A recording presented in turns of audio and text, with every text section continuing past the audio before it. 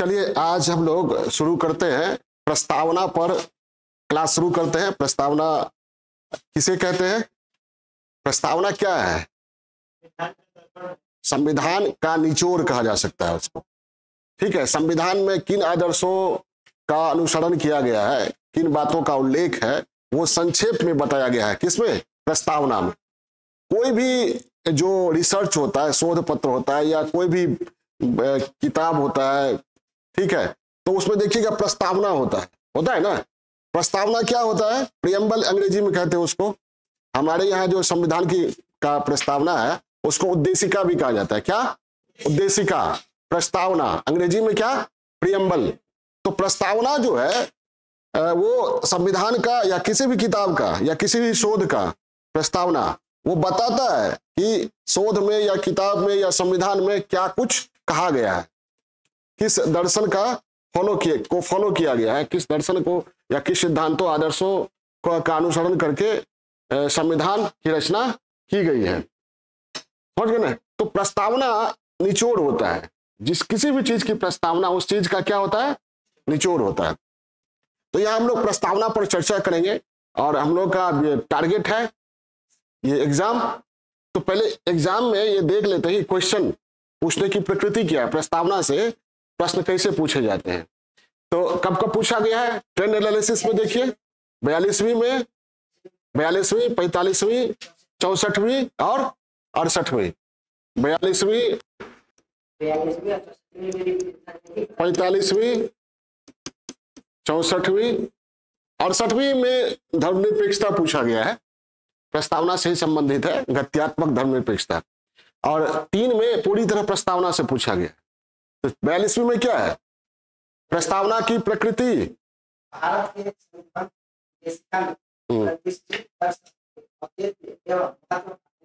हाँ, मतलब भारत के प्रस्तावना में जो दर्शन है उसके औचित्य और महत्व, रेलिवेंस एंड सिग्निफिकेंस। और ये 42वीं में पूछा गया। 45वीं में क्या पूछा गया है? हाँ, प्रस्तावना की प्रकृति एवं महत्व। क्या? प्रकृति एवं महत्व। ये 42वीं का सवाल है। आइए 45वीं और 64वीं में रिपीटेड है। 42वीं में जो पूछा गया वो बहु 64वीं में वही डाला गया। यानी मोटे तौर पर आप देखिए प्रस्तावना से अभी तक जो पूछा गया है सवाल, उसमें क्या पूछा जाता है? औचित्य, महत्व। यहां भी महत्व, प्रकृति नेचर। जैसे किसी व्यक्ति की प्रकृति होती है वैसे ही प्रस्तावना की प्रकृति। किसी व्यक्ति के बारे में कहा जाए, उसके नेचर के बारे में आप बताइए, तो क्या बताइएगा? हाँ, उसका पूरा डिटेल बताइएगा ना। तो वही यहाँ प्रस्तावना की प्रकृति का मतलब क्या है? प्रस्तावना का डिटेल बताइए, प्रस्तावना में क्या क्या कहा गया है। ठीक है, प्रस्तावना का महत्व क्या है। तो प्रकृति एवं महत्व या औचित्य एवं महत्व सब लगभग एक ही जैसा है। प्रस्तावना की पूरी समझ अगर हो तो प्रकृति, महत्व, औचित्य, सिग्निफिकेंस, इंपॉर्टेंस, रेलिवेंस सब कुछ आप लिख सकते हैं। क्लियर है? तो पहले प्रस्तावना को हम समझेंगे और पहले ही मैंने बता दिया, फिर बता रहे हैं, जब भी हम लोग टॉपिक शुरू करेंगे तो शुरुआत में थोड़ा बहुत क्वेश्चन देख लेंगे। उस टॉपिक से क्वेश्चन किस तरह के पूछे जाते हैं, बीपीएससी में या यूपीएससी में पूछे जाते हैं। उसके बाद उस टॉपिक की पूरी समझ विकसित करेंगे डायग्राम बना के, और फिर आएंगे क्वेश्चन पर, उस क्वेश्चन का आंसर कैसे लिखा जाएगा। ठीक है, तो जो क्वेश्चन का आंसर लिखा जाएगा या क्वेश्चन के आंसर का डिस्कशन, ये बहुत इंपॉर्टेंट पार्ट है क्लास का। वो अगर आप नहीं किए तो नोट्स बाजार में भी है, दिल्ली, पटना, इलाहाबाद सब जगह का कोचिंग का नोट्स अवेलेबल है, ऑनलाइन भी ऑफलाइन भी, कोई फायदा नहीं होगा। समझ में आई बात? तो इसलिए क्वेश्चन का एनालिसिस और राइटिंग प्रैक्टिस बहुत जरूरी है। हम क्वेश्चन का एनालिसिस करेंगे आंसर का, और आप लोग लिख लिख के दिखाइएगा। ठीक है, राइटिंग प्रैक्टिस करते चलिएगा टॉपिक वाइज। ये नहीं कि सारा खत्म हो जाएगा उसके बाद ये करेंगे, राइटिंग प्रैक्टिस करेंगे, करते जाइए अभी। क्लियर है? चले अब तो प्रस्तावना की पूरी समझ विकसित करने के लिए पहले हम देखते हैं प्रस्तावना को। एक प्रस्तावना पर एक डायग्राम बनाते हैं। ठीक है, प्रस्तावना पर एक डायग्राम बनाते हैं। जैसे प्रस्तावना में जो कुछ कहा गया है सभी का विश्लेषण हम करेंगे। तो प्रस्तावना में शुरुआत कहां से होती है?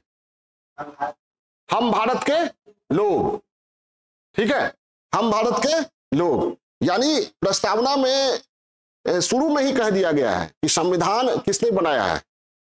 भारत के लोगों ने। और संविधान को स्वीकार किसने किया गया है? किसने किया है? भारत के लोगों ने।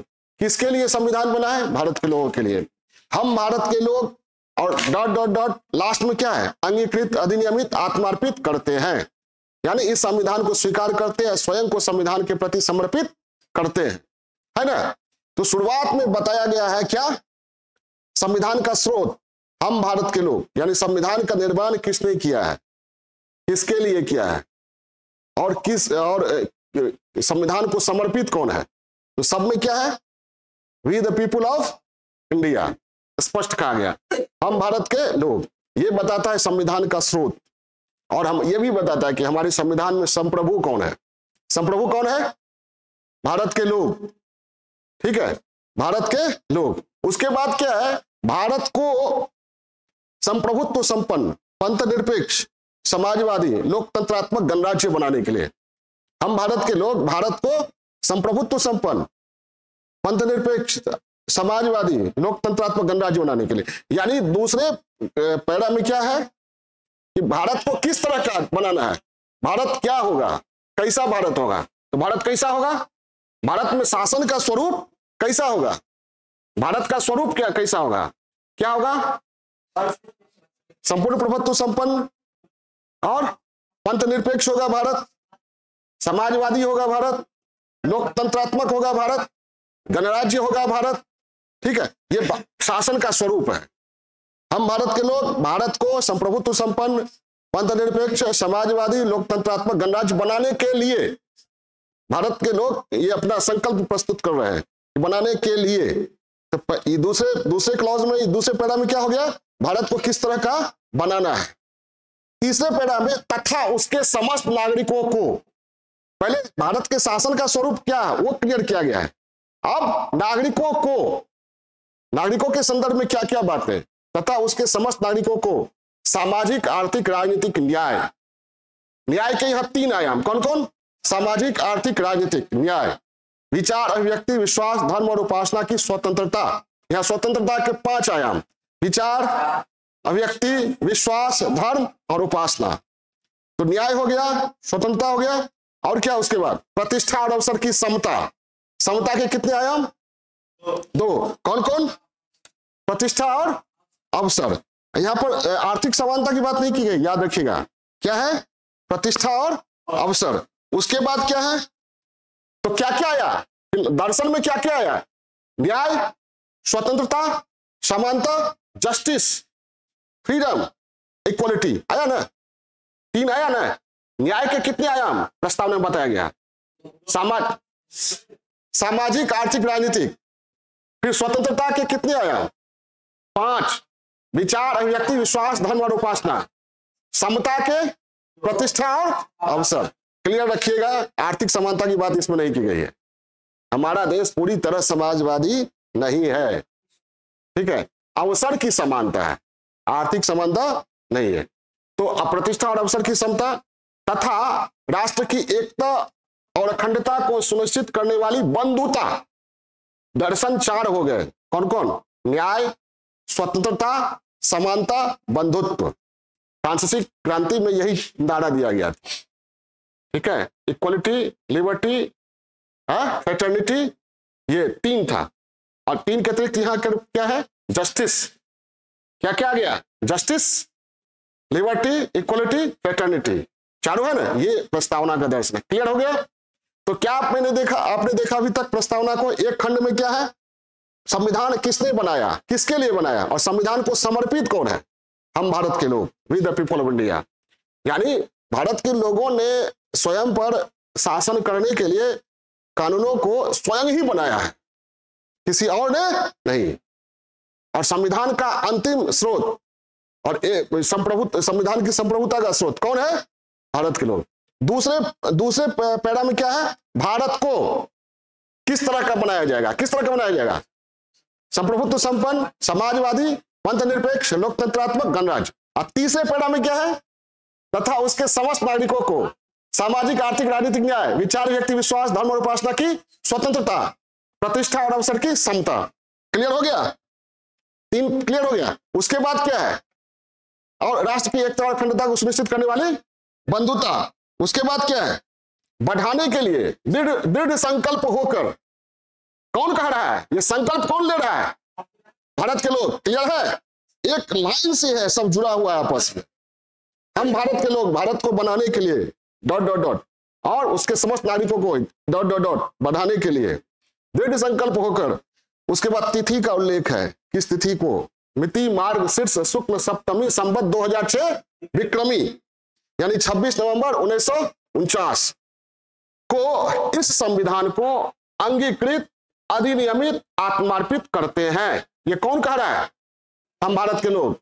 डेट भी बता दिया है। ठीक है?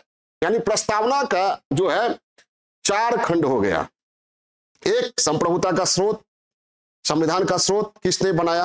हम भारत के लोग। दूसरा, भारत का स्वरूप कैसा होगा? तीसरा, नागरिकों का अधिकार क्या होगा, या संविधान का दर्शन क्या है, संविधान का लक्ष्य क्या है? हमारे संविधान का लक्ष्य क्या है? स्वतंत्रता, समानता, बंधुता, ठीक है, न्याय, यही ना लक्ष्य है। और चौथा क्या है? स्वीकार कब किया गया? कब स्वीकार किया गया? पीटी में कई बार पूछा गया है। 26 नवंबर 1949 तो आसान है, पूरा बोलो। मिति मार्ग शीर्ष शुक्ल सप्तमी संवत 2006 विक्रमी। सब प्रस्तावना का पार्ट समझ गए? क्लियर हो गया? अब वही प्रस्तावना की प्रकृति या प्रस्तावना के तत्व पूछेगा, तो सब लिख दीजिए। शुरुआत किससे किया गया है? हम भारत के लोग। उसके बाद भारत का स्वरूप के बारे में बताया गया है। उसके बाद नागरिकों को के बीच किस तरह का संबंध विकसित करना है, नागरिकों को क्या अधिकार देना है, ठीक है, किस तरह के दर्शन को लक्ष्य बनाया गया वो दिया गया है। और फिर उसके बाद कब स्वीकार किया गया है। संविधान में कहीं भी ये उल्लेख नहीं है कि कब संविधान को स्वीकार किया गया। कहां उल्लेख है? प्रस्तावना। क्लियर है? एक मिनट। आर्थिक न्याय और आर्थिक समानता में आर्थिक न्याय का मतलब हुआ कि आर्थिक आधार पर कोई भेदभाव नहीं होना चाहिए। समझ में बात? और आर्थिक समानता में समझ आय एवं संपत्ति की समानता। चलिए अब ये उस पर बात समाजवादी पर जब आएंगे ना, अब इसमें बता देते हैं हम। इसमें प्रस्तावना में जो कुछ वर्ड है, जैसे संप्रभुत्व संपन्न, वो अपने आप में एक टॉपिक है। समाजवादी वो अपने आप में एक टॉपिक है। पंथ निरपेक्षता वो अपने आप में एक टॉपिक है। इन तीनों पर अलग से टॉपिक के रूप में एनालिसिस करेंगे। यहां तो मुख्य टॉपिक क्या है? प्रस्तावना। तो थोड़ा सा उसको समझ देंगे, थोड़ा सा जगह देंगे किसको? संप्रभुत्व संपन्न। और लेकिन ये अलग से टॉपिक होगा। क्लियर है? प्रस्तावना के जस्ट बाद हम पंथ निरपेक्षता, संप्रभुत्व संपन्न और समाजवाद, इन तीनों पर उल्लेख करेंगे। और वहां पर बताएंगे कि संप्रभुत्व संपन्न के जो की घोषणा की गई है प्रस्तावना में, तो भारत कितना संप्रभुत्व संपन्न है।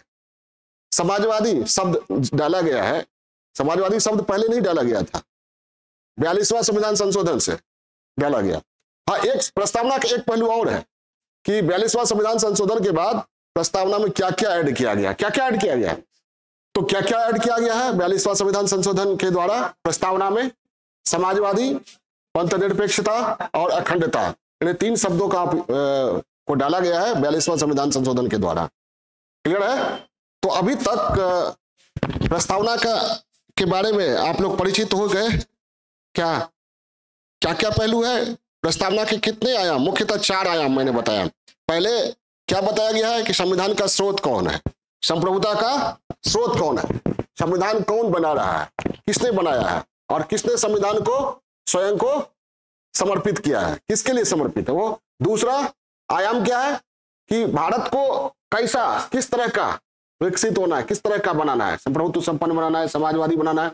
और तीसरा नागरिकों के बीच, नागरिकों को किस तरह के अधिकार होंगे, ठीक है। चौथा स्वीकार करने की तिथि बताई गई है। क्लियर है? तो हम लोग एक डायग्राम बनाते हैं और चारों आयाम के बारे में डिस्कशन करते हैं। उसके बाद नोट डाउन करवाया जाएगा। जो ऑनलाइन पढ़ेंगे उनको PDF दिया जाएगा। चलिए तो ये करते हैं। सबसे पहले क्या है, सबसे पहले क्या है, स्रोत, संविधान का स्रोत। ठीक है, किसने बनाया है, संविधान का स्रोत।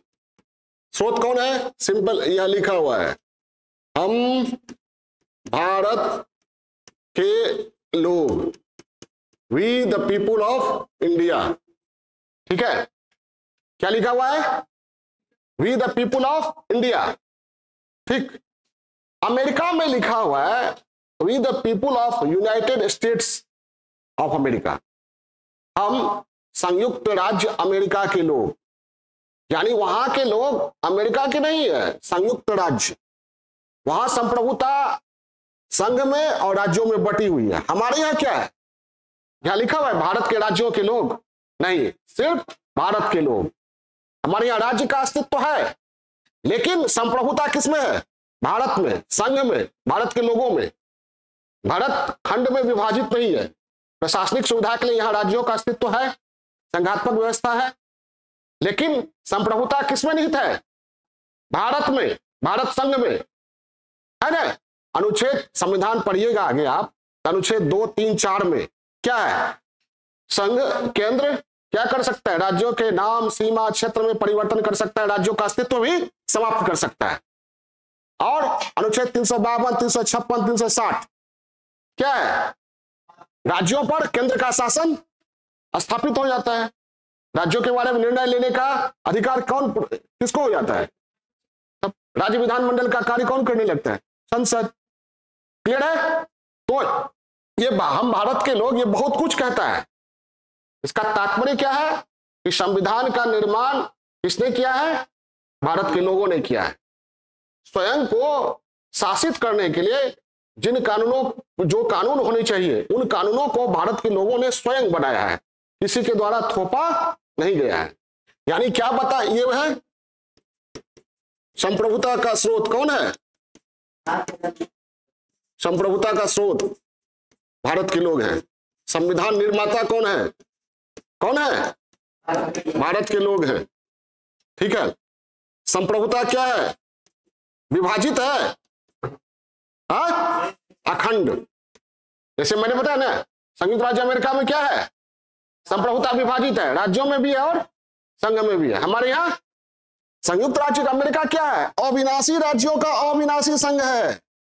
वहां राज्य का विनाश नहीं हो सकता है, ना संघ का विनाश हो सकता है। पहले वहां क्या था, वहां गृह युद्ध हुआ था, तो शुरुआत में वहां था अविनाशी राज्यों का विनाशी संघ। जब गृह युद्ध हुआ उसके बाद परिवर्तन किया गया, अविनाशी राज्यों का अविनाशी संघ बनाया गया। ना तो राज्य का नष्ट हो सकता है ना संघ। हमारे यहाँ क्या है, विनाशी राज्यों का अविनाशी संघ। क्लियर है। तो ये शब्द साधारण नहीं है, ये 4 वर्ड जो दिया हुआ है, ये 4 वर्ड में बहुत कुछ छुपा हुआ है। कोई भी राज्य भारत से अलग होने की घोषणा नहीं कर सकता है। तुरंत केंद्र क्या करेगा, 2, 3, 4, 352, 356, 360 किसी का भी उपयोग कर सकता है। वैसे भी देखिए, राष्ट्रपति के प्रतिनिधि, राष्ट्रपति नियुक्त करते हैं किसको, वो, और हर एक जिले में राष्ट्रपति का प्रतिनिधि है। डीएम, एसपी, आईएएस, आईपीएस, किसका प्रतिनिधि, राष्ट्रपति, हर एक जिले में। ठीक है, यहाँ का जो प्रशासन है एकदम इस्पात के चौखटा की तरह है। कोई भी अलग होने की घोषणा नहीं कर सकता है। अगर अलग होना भी चाहेगा तो बहुत मुश्किल झेलना पड़ेगा।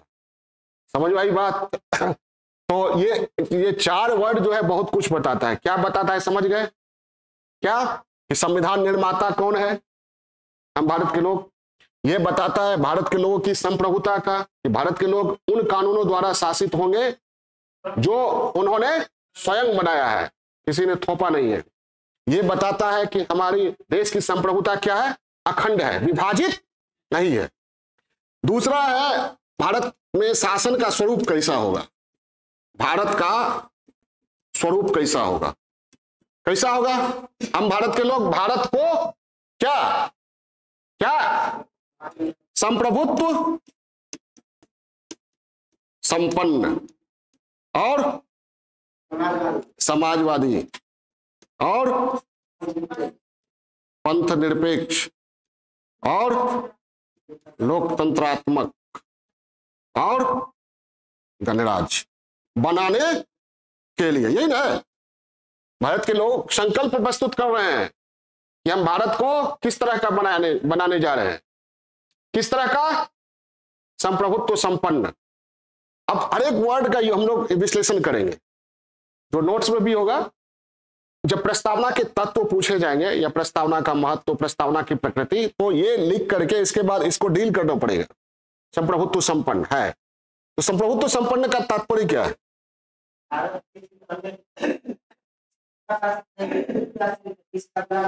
किसी का गुलाम नहीं है, ठीक है। यानी संप्रभुत्व संपन्न का मतलब हुआ किसी भी दबाव से, आंतरिक या बाहरी दबाव से मुक्त है, ठीक है। स्वयं निर्णय ले सकता है, अपने हित अहित के आधार पर निर्णय स्वयं ले सकता है। संप्रभुत्व संपन्न है भारत। क्या है? ठीक है। संप्रभुता जो है किसी भी देश की एक ये का या किसी राज्य का अनिवार्य तत्व है ना। अगर राज्य है या देश है तो संप्रभुता क्या है? अनिवार्य है। वो नहीं है तो उसका कोई अस्तित्व नहीं है। तो संप्रभुता का तात्पर्य यह हुआ कि देश की जो सर्वोच्च सत्ता है उस पर न तो कोई आंतरिक दबाव है न बाहरी दबाव। क्लियर है?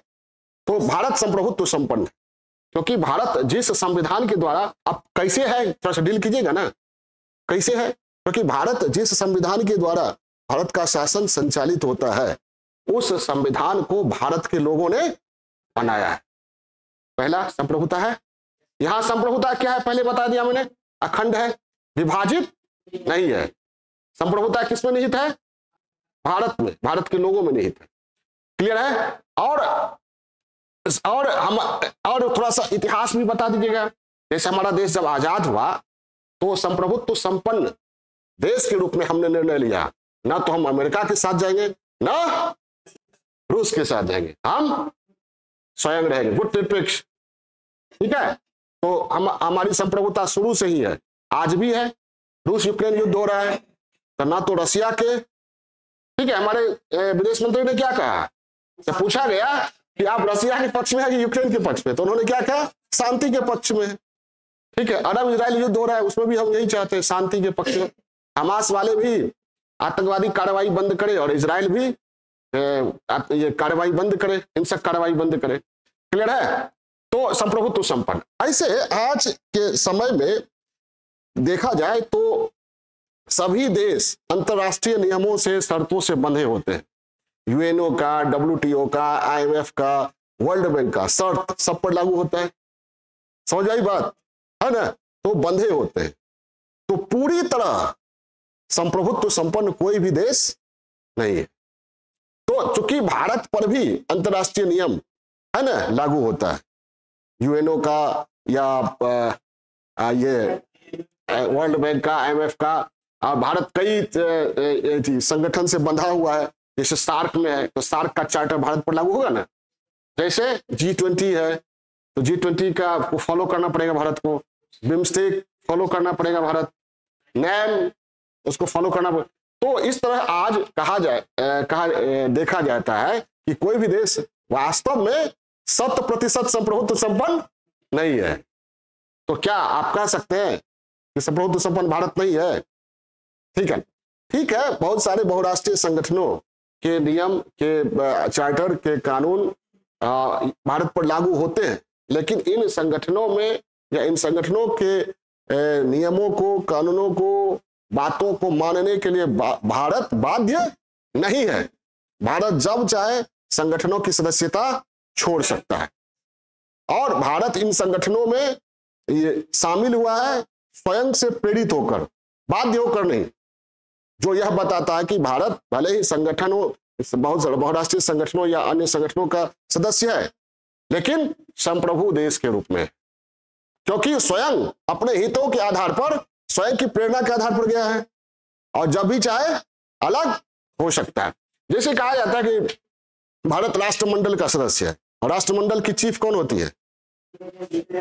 इंग्लैंड का क्राउन होता है, चाहे विक्टोरिया, अब तो चार्ल्स है ना, तो वो होता है। तो है राष्ट्रमंडल का सदस्य है, तो ऐसा लगता है कि भारत पूरी तरह संप्रभु नहीं है। अंततः उसका चीफ कहां चला जाता है? इंग्लैंड का क्राउन।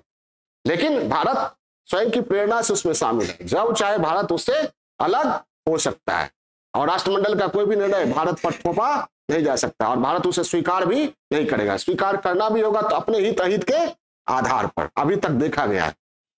तो संप्रभुत्व संपन्न भारत है, उसको डील करना पड़ेगा। कैसे है, थोड़ा बहुत उदाहरण दे दिए।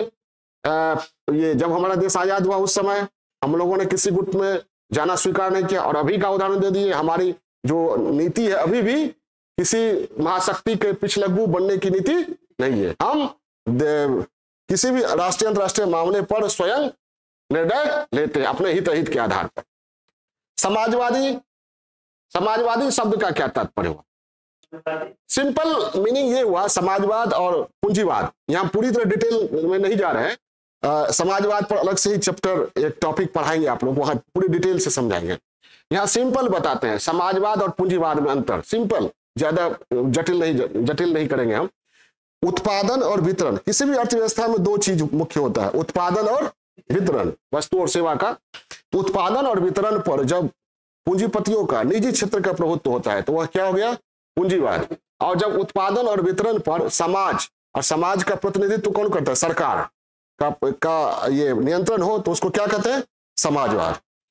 तो समाजवादी शब्द को जोड़ा गया कब? 42वां संविधान संशोधन के द्वारा जोड़ा गया। तो हमारे यहाँ देखा गया कि हमारे यहाँ कौन सी, ना तो पूरी तरह समाजवाद ना पूरी तरह पूंजीवाद।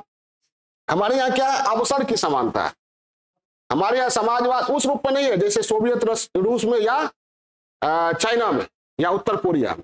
हमारे यहाँ लोकतांत्रिक समाजवाद, समाजवाद, यहाँ प्रतिष्ठा और अवसर की समता है। गरीब भी अमीर हो सकता है ना। जितने भी हमारे यहाँ के अरबपति है, शुरुआती दौर में थोड़ी अरबपति थे, खानदानी थोड़ी धन मिला हुआ है धीरू भाई अंबानी को या टाटा को, बिरला को।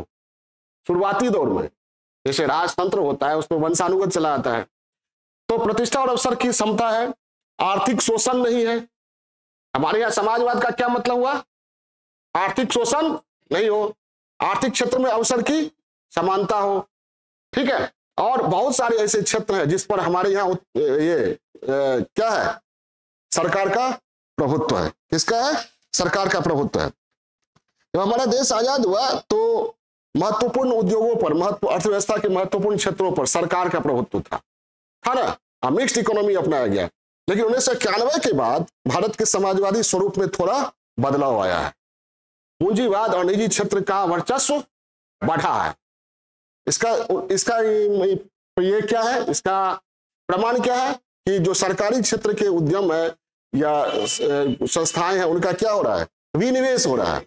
सरकार उसमें से अपना निवेश हटा रही है या निजीकरण हो रहा है। रेलवे का निजीकरण सुन रहे होंगे। तो ये, लेकिन फिर भी अगर कहा जाए कि क्या समाजवाद जो भारत का स्वरूप है, प्रस्तावना में है, वह बेकार हो चुका है? नहीं। आर्थिक शोषण को समाप्त करने के लिए, आर्थिक समानता लाने के लिए, आर्थिक क्षेत्र में अवसर की समानता के लिए सरकार बहुत कुछ कर रही है।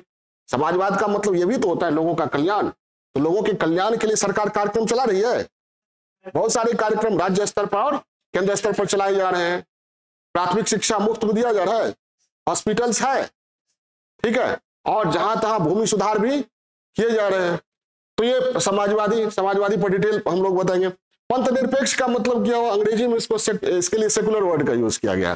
पंथ निरपेक्ष का सिंपल मतलब ये हुआ कि राज्य का किसी भी धर्म से लेना देना नहीं होगा। राज्य का कोई राजधर्म नहीं होगा। राज्य का कोई राजधर्म नहीं होगा। नागरिकता और धर्म के बीच कोई संबंध नहीं होगा। धर्म के आधार पर नागरिकता में भेदभाव नहीं होगा। समझ आई बात? और कोई भी ऐसा कानून नहीं बनाया जाएगा जिसमें जो धर्म के आधार पर भेदभाव करता हो, और किसी भी धर्म को राजधर्म नहीं बनाया जाएगा, ठीक है। सभी धर्मों को पल्लवित पुष्पित होने का पूरा अवसर दिया जाएगा, ठीक है। और अगर किसी भी धर्म पर प्रतिबंध लगाया जाता है, कुछ बातों को सरकार के द्वारा रोका जाता है, तो वो किसके आधार पर? युक्ति युक्त आधार, जैसे कानून व्यवस्था ठीक होनी चाहिए, ठीक है, दंगा नहीं हो, ठीक है, कानून व्यवस्था की स्थिति खराब नहीं हो, दंगा नहीं हो, गलत मैसेज समाज में ना जाए, तो इस तरह। और अल्पसंख्यकों को धार्मिक स्वतंत्रता है हमारे यहाँ, है अनुच्छेद 25 से 28 के बीच धार्मिक स्वतंत्रता का अधिकार है ना। तो पंथ निरपेक्ष है हमारा। नागरिकता है धर्म के आधार पर? नहीं ना। ऐसा नहीं ना कि हिंदू नागरिक होगा मुसलमान नहीं होगा, है नहीं ना। हमारे देश का कोई राजधर्म है? नहीं है। मतलब लगभग 70 ईसाई देश है और 56 मुस्लिम देश है, ठीक है। और हिंदू बहुल देश कितना है? एक भारत। लेकिन है क्या ये? हिंदू तो यहाँ राजधर्म है? पंथ निरपेक्ष है। समझ आई बात? लेकिन और जगह क्या है? कहीं पर ईसाई राजधर्म है, कहीं पर इस्लाम राजधर्म है। हमारे यहाँ सभी धर्मों को समान माना गया है, ठीक है। और यहां तक कि जो धर्म पूरी दुनिया में खत्म हो गया वह भी यहाँ संरक्षित है। कौन? पारसी। अपने मूल स्थान पे से क्या हो गया? पारसी धर्म खत्म। यहूदी पूरी दुनिया में प्रताड़ित हुए, हमारे यहाँ पूरे मान सम्मान के साथ यहूदी रहते आ रहे हैं। अभी भी उनकी आबादी है 5000 लगभग है। तो पंथ निरपेक्ष का मतलब समझ गए? क्लियर है? लोकतंत्रात्मक का मतलब क्या है? सबसे बढ़िया अब्राहम लिंकन की परिभाषा, democracy the government of the people by the people for the people. यानी लोकतंत्रात्मक मतलब क्या हुआ कि यहाँ जो सरकार होगी वह जनता के द्वारा निर्वाचित होगी, ठीक है। क्या? जनता के द्वारा निर्वाचित होगी। लोकतंत्र दो तरह का मोटा मोटी होता है, एक प्रत्यक्ष अप्रत्यक्ष। हमारे यहाँ अप्रत्यक्ष है। अब 140 करोड़ लोग बैठ नहीं सकते संसद में आके, तो हम लोग क्या करते हैं? जनप्रतिनिधि निर्वाचित करके भेजते हैं, ठीक है। और गणराज्य का मतलब क्या है? इसको अंग्रेजी में, इसके लिए अंग्रेजी वर्ड क्या यूज किया गया है? रिपब्लिक। कि राष्ट्र का जो प्रमुख होगा वह वंशानुगत नहीं होगा, क्या होगा? निर्वाचित होगा। एक बार इंटरव्यू हम ले रहे थे तो उसमें बहुत सारे लड़कों ने जो मेंस क्वालिफाई कर गया, लेकिन गणराज्य का मतलब कोई नहीं बता पा रहा ठीक से, ठीक है। रिपब्लिक मतलब क्या हुआ? राष्ट्र का जो प्रमुख है वह वंशानुगत नहीं होगा, क्या होगा? निर्वाचित होगा, क्लियर है। तो हमारा देश क्या है? रिपब्लिक है। इंग्लैंड रिपब्लिक है? रिपब्लिक है, वहां निर्वाचित है राजा, क्राउन निर्वाचित है। रिपब्लिक है, गणराज्य है इंग्लैंड। तुम ही बोल रहे हो। हाँ, लोकतंत्रात्मक है लेकिन गणराज्य, लोकतंत्र है लेकिन गणराज्य नहीं है। अमेरिका लोकतंत्र भी है और गणराज्य। जापान गणराज्य है, वहां बड़ा राजा है, वहां भी राजतंत्र है ऊपर में, लेकिन उसका कोई अधिकार नहीं होता है। चीन लोकतंत्र है, वहां लोकतंत्र कैसे है? एक पार्टी है, जहां एक ही पार्टी वहां लोकतंत्र होगा। एक पार्टी की सरकार जहां हो वहां लोकतंत्र कम से कम 2 होना चाहिए, यानी थोपा गया है शासन। उत्तर कोरिया तानाशाही है, वहां संविधान है ही नहीं, वहां लोकतंत्र है। और एक तरह से साम्यवाद कहने के लिए है, वास्तव में वहां क्या है? राजतंत्र है। जो अभी राष्ट्राध्यक्ष है वहां, उनके पिताजी भी थे, वो भी है, और हमको ऐसा लगता है कि उनका जो अभी है उनका बेटा भी बनेगा, बेटी या बेटा जो भी हो। तो समझ गए? क्लियर है? ये 5 वर्ड समझ गए? संप्रभुत्व संपन्न, समाजवादी, पंथ निरपेक्ष, लोकतंत्रात्मक, गणराज्य। और डिटेल डील करेंगे ही, लिखवाएंगे ही, और पीडीएफ जो ऑनलाइन पढ़ेंगे उनको पीडीएफ मिलेगा ही। कोई सवाल इसमें आप लोगों को? आगे बढ़े। तो ये हो गया क्या कि भारत में शासन का स्वरूप कैसा होगा, भारत किस तरह का होगा।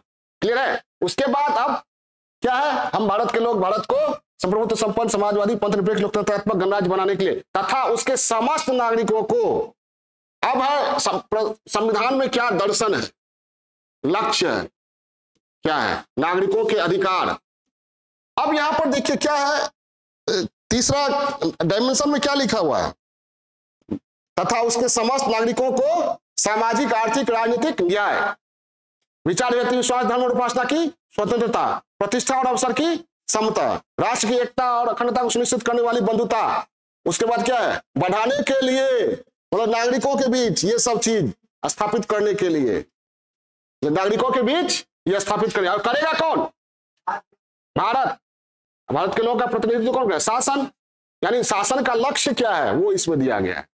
क्या करना है? न्याय, स्वतंत्रता, समानता, बंधुत्व को स्थापित करना है। क्लियर है? हाँ ठीक है। अब इसमें जिसको याद नहीं होगा ऐसे रखिएगा, याद हो जाएगा स्पष्ट। सबसे पहले क्या है भाई? न्याय। न्याय के कितने आयाम? हाँ दो काहे बोल रहे हो इतना? तीन है, सामाजिक, आर्थिक, राजनीतिक। आज के बाद भूलिएगा नहीं आप लोग। स्वतंत्रता के कितने आयाम? विचार, अभिव्यक्ति, धर्म, विचार, अभिव्यक्ति, उसके बाद विश्वास। विश्वास न है, अवसर यहाँ कहा उपासना, समता, प्रतिष्ठा और अवसर, समता प्राप्त कराने के लिए राष्ट्र की एकता और अखंडता को सुनिश्चित करने वाली बंधुता। बंधुता के कितने आयाम? दो, राष्ट्र की एकता और अखंडता। एक रहेगा राष्ट्र, और क्लियर कर दिया है अखंड रहेगा, मतलब उसे कोई चाहेगा अलग होना वो भी नहीं, एकदम क्लियरिटी स्पष्ट, अखंडता जोड़ करके ये क्लियर कर दिया कि अलग कोई ही नहीं हो सकता। क्लियर है? अब चलिए इसमें डील करते हैं हम लोग। प्रस्तावना में न्याय के कितने आयाम दिए गए हैं? तीन। सामाजिक न्याय। सामाजिक न्याय का मतलब क्या हुआ? सामाजिक भेदभाव और सामाजिक शोषण को दूर करना, लिंग, जाति, धर्म आदि के आधार पर, ठीक है, अप्राकृतिक आधार पर भेदभाव को दूर करना, ये सामाजिक न्याय हुआ। क्लियर है? आर्थिक न्याय क्या हुआ? आर्थिक शोषण को समाप्त करना और आर्थिक आधार पर नागरिकों में भेदभाव को प्रतिबंधित करना। क्लियर है? हमारे यहाँ आर्थिक आधार पर नागरिकों में भेदभाव को प्रतिबंधित किया गया है। मुकेश अंबानी भी वोट करता है, कितना काउंट होता है? एक कोई गरीब है, बीपीएल है, काउंट करता है कितना? एक। आर्थिक आधार पर भेदभाव हुआ नहीं ना? मुकेश अंबानी का बेटा ऐसे ही आईएएस बन जाएगा? प्रोसेस है। गरीब का बेटा भी प्रोसेस से जाए, सीएम को ऐसे ही बन जाएगा, गरीब भी बन सकता है, अमीर भी। तो भेदभाव नहीं है। तो आर्थिक राजनीतिक न्याय का मतलब क्या हुआ?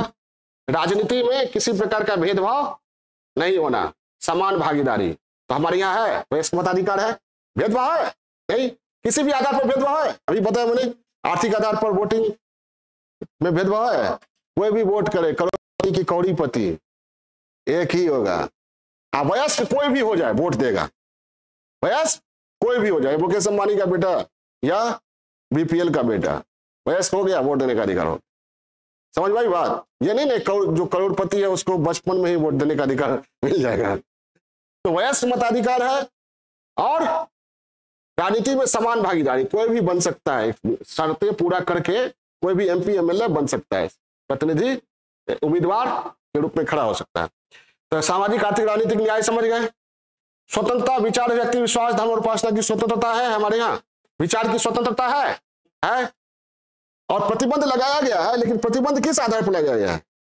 युक्त आधार पर, कानून व्यवस्था बिगड़े नहीं। विचार का मतलब ये नहीं कि आप बोलने का है तो खूब कुछ से कुछ बोलिए, कुछ से कुछ विचार व्यक्ति। भारत एक देश नहीं है, अनेक देश है, जबरदस्ती पकड़े हुए हैं, ये सब नहीं। समझ में आई बात? तो विचार, अभिव्यक्ति, अपनी अभिव्यक्ति का अधिकार है, एक्सप्रेस कर सकते हैं, आर्टिकल 19 है ना। विश्वास, आपको पूरा विश्वास का अधिकार है, चाहे किसी भी धर्म में विश्वास और धर्म, ठीक है। धर्म की स्वतंत्रता है। अब विश्वास का मतलब क्या हुआ? हो सकता है आपका विश्वास ये हो कि किसी भी धर्म को हमको नहीं मानना, तो उसकी भी स्वतंत्रता है। समझ में आई बात? विश्वास, जैसे बिहार में भी जाति आधारित जनगणना हुआ है, एक गौर किए होंगे, हिंदू, मुस्लिम, सिख, ईसाई की आबादी दी गई, अन्य भी लिखा हुआ है। अन्य मतलब क्या है? जो किसी भी धर्म को नहीं मानता है, तो वो क्या होगा? विश्वास। विश्वास की स्वतंत्रता है, जो नहीं कि आप धर्म, किसी भी धर्मावलंबी, किसी भी धर्म के अनुयायी बनकर ही जिंदा रहिए, आपका मानना है। विश्वास, धर्म और उपासना की स्वतंत्रता है, पूरी तरह स्वतंत्रता है, ठीक है। पहले ही मैंने बताया था कि हमारे यहाँ तो संविधान नहीं बना था, तब भी धर्म और उपासना की स्वतंत्रता तभी तो यहाँ पारसी धर्म सुरक्षित है, यहूदी धर्म सुरक्षित रहा। ठीक है। समता, प्रतिष्ठा और अवसर की समता है? कोई भी आप अवसर सभी को प्राप्त है, और इसका शानदार ये भी है। ठीक है। बहुत ही कमजोर बैकग्राउंड के लोग भी हमारे यहाँ क्या बन रहे हैं? मुख्यमंत्री बन रहे हैं, कलेक्टर बन रहे हैं, डिप्टी कलेक्टर बन रहे हैं, प्रधानमंत्री बन रहे हैं। ये बताता है कि प्रतिष्ठा और अवसर की समता है। ठीक है। और जो प्रधानमंत्री, मुख्यमंत्री, कलेक्टर, डिप्टी कलेक्टर बनने के लिए जो प्रक्रिया है वो सबके लिए बराबर है। तो अवसर की समानता हो गया, प्रतिष्ठा की समानता हो गई। बंधुता, राष्ट्र की एकता और अखंडता को सुनिश्चित करने वाली बंधुता, सभी में बंधुता मतलब भाईचारा।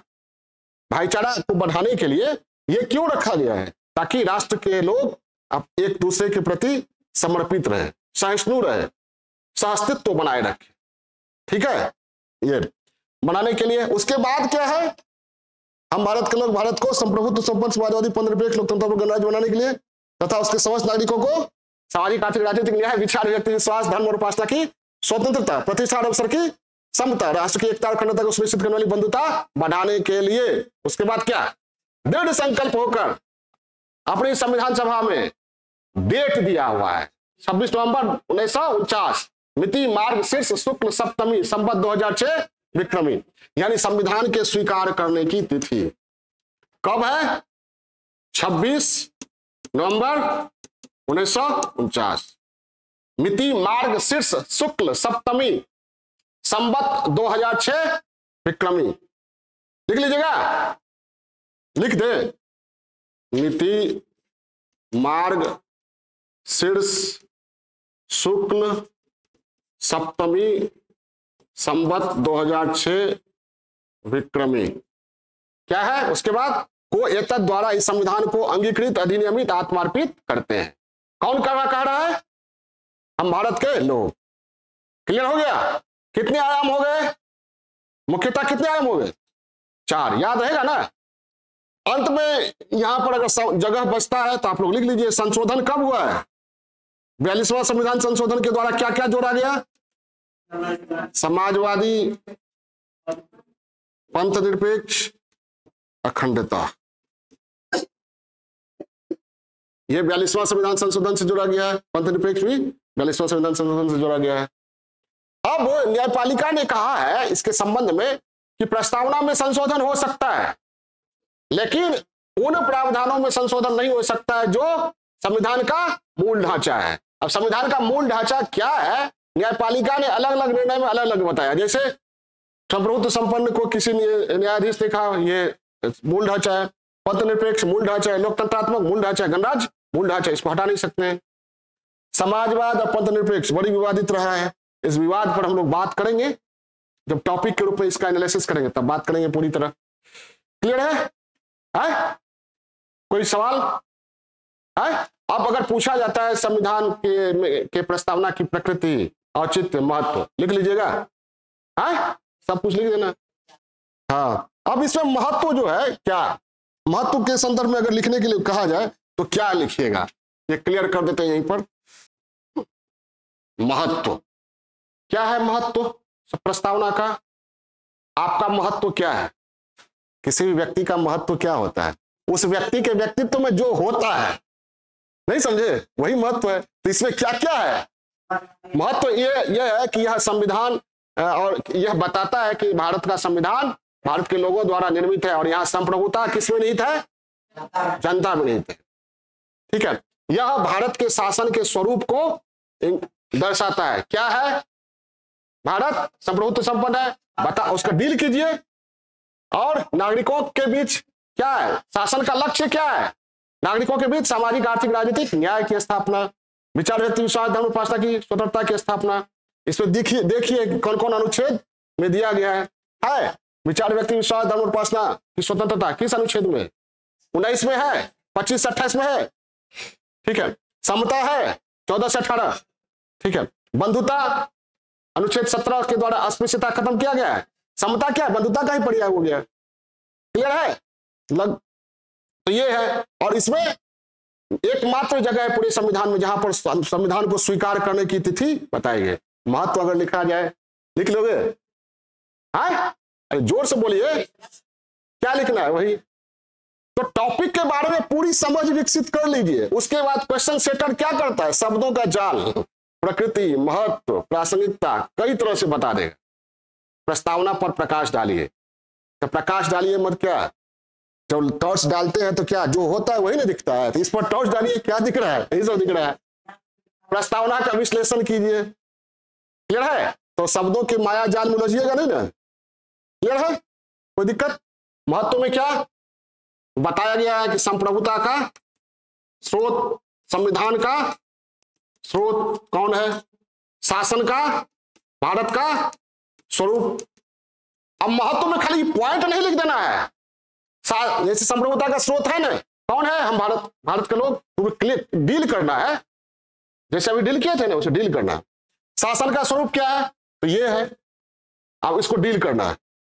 उसके बाद शासन का लक्ष्य क्या है, संविधान का लक्ष्य क्या है, दर्शन क्या है, क्या लक्ष्य है, दर्शन है, यही है ना, और स्वीकार करने की तिथि। अब यहां पर देखिए क्या हो गया, संप्रभुत्व, संपन्न समाज, अधिपति, निरपेक्ष, ये है, ये जो प्रावधान है, इन प्रावधानों के अनुरूप भारत के संविधान में अलग अलग अनुच्छेद दिया गया है ना। जैसे ये जो देखिए न्याय, समता, समानता, बंधुत्व, ये किस भाग में है, संविधान के किस भाग में इससे संबंधित अनुच्छेद है, 3 और 4 में है ना, 3 और 4 में है। हम भारत के लोग अखंड है, संप्रभुता निहित है किसमें, भारत के लोगों में, ठीक है, कोई भी राज्य अलग नहीं हो सकता है। तो इस हिसाब से प्रावधान है कहीं भारत है, 2, 3, 4, 352, 356, 360, राष्ट्रपति है, राज्यपाल है, लोकतंत्रात्मक है, निर्वाचन प्रक्रिया है, 325, 326 वगैरह वगैरह सबका है, गणराज्य है, राष्ट्रपति के बारे में है ना कि निर्वाचित होगा। तो क्या मतलब क्या हो, ये आपने देखा कि पूरे संविधान का निचोड़ है, सब कुछ बता दिया गया है यहाँ कि आगे क्या होगा। ये क्या है, कुंजी है, जिसे संविधान का ताला खोल के आप कुंजी देख सकते हैं। या क्या है, लाइट पिलर है संविधान का, है परिचय पत्र है, आइडेंटिटी कार्ड है, ये सारा कुछ है, क्लियर है। परिचय पत्र में क्या रहता है कि आप क्या है नहीं है वो सब लिखा रहता है। उसके बाद में जाएगा लोग, पहले वो क्या कहते हैं, रेज्यूम, ये रेज्यूम है, बायोडाटा है संविधान का, ठीक है, बायोडाटा, इसमें जन्म तिथि कब है भाई, ठीक है, बाकी ये सब है, खैर छोड़िए। तो ये क्या हो गया, तो अलग अलग निर्णय में सुप्रीम कोर्ट ने किसी निर्णय में कहा कि यह संविधान की कुंजी है, संविधान की आत्मा है, तो निर्णयों में उतना उलझना नहीं है, बेसिक कंसेप्ट क्लियर होना चाहिए आपका कि आप क्या समझते हैं। अब किसी निर्णय का उदाहरण दीजिएगा तो दे सकते हैं, बेरुबारी मामला या और भी मामला है, केशवानंद भारती मामला में भी इसे संविधान का अंग कहा गया, वो दे सकते हैं, लेकिन वो समझ किसकी थी, न्यायालय की। आपने क्या समझा वो लिखिए, वो देना पड़ेगा। उसके बाद न्यायालय का या कोई किसी के बेरुबारी मामला का या केशवानंद भारतीवाद का उल्लेख कर सकते हैं।